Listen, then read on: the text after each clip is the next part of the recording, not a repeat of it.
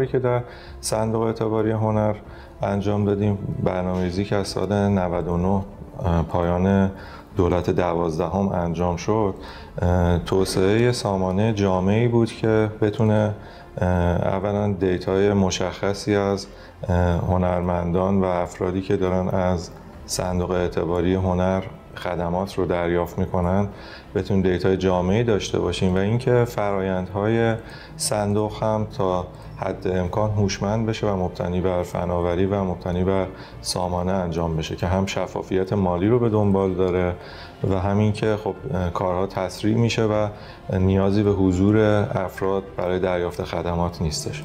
یه سامانه تعریف شد به نام سایه، سامانه اطلاعاتی یکپارچه هنرمندان.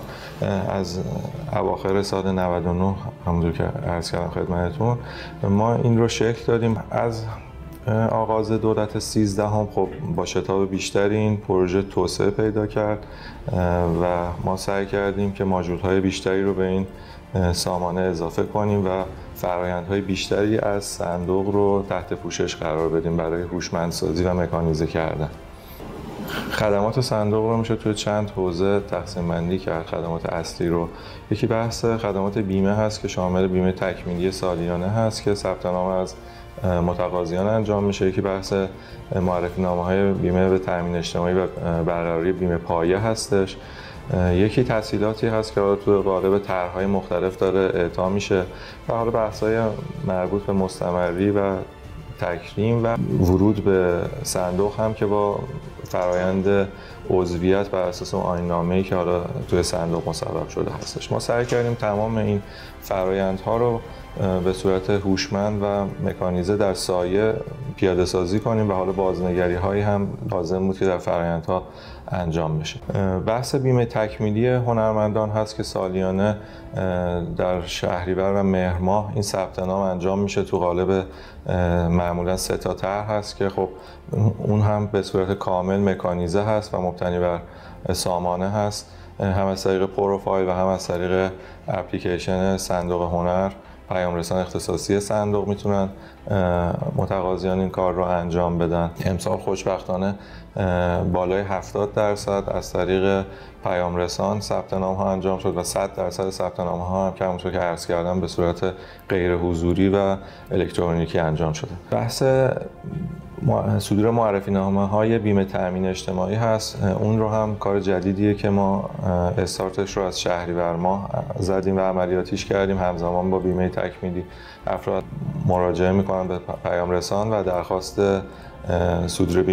صدور معرفی نامه برای تامین اجتماعی رو ارسال میکنن برای ما. اینجا بررسی ها که انجام میشه معرفی نامه رو حالا با تعاملاتی که با بیمه تامین اجتماعی انجام شده کاملا غیر حضوری و میتونن از طریق اپلیکیشن دریافت کنن.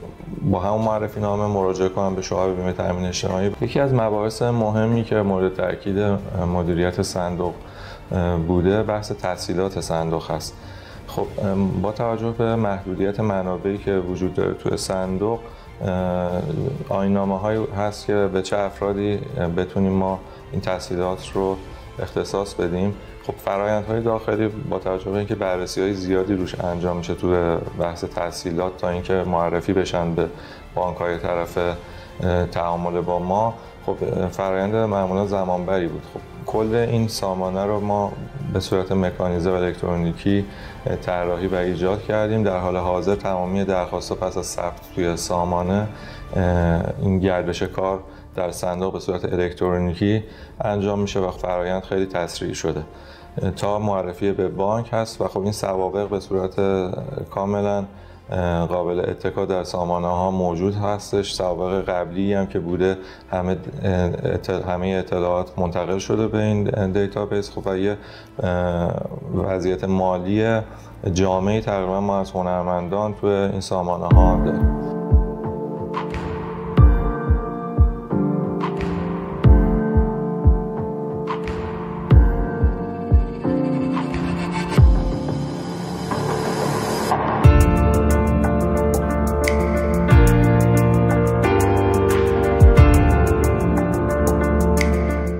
یکی از پروژه‌های مهمی که ما توی مدیریت فناوری اطلاعات صندوق دنبال کردیم بحث اپلیکیشن اختصاصی صندوق هنر بودش.